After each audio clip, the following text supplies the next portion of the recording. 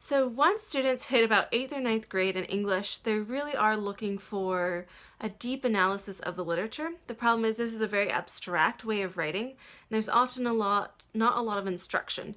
So students have to really think about what are my teacher looking for? And this can be very complicated. So I tell students, always think when you're looking for a theme, think about Harry Potter and how does the book you're being asked to analyze really go back to that?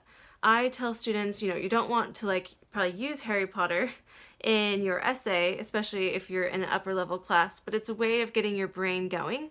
So yesterday I was reading Oedipus Rex with a student, and we started thinking about, well, what happened in Harry Potter that sort of mirrors this?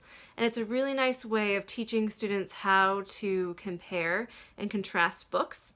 So here's what I told her. This is a list we came up with, and we really did decide that, choice versus fate in Harry Potter is all over. Like, is Harry the chosen one?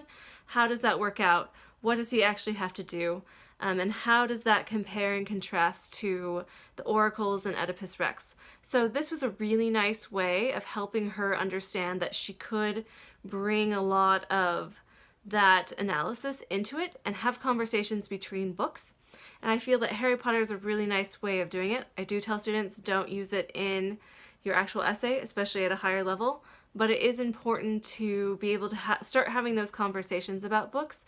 And because Harry Potter is so familiar to most students and it's non-threatening, it really is a very nice and familiar way of starting to pull in these more abstract ideas and to have a better understanding of how you actually go about these type of higher level analyses.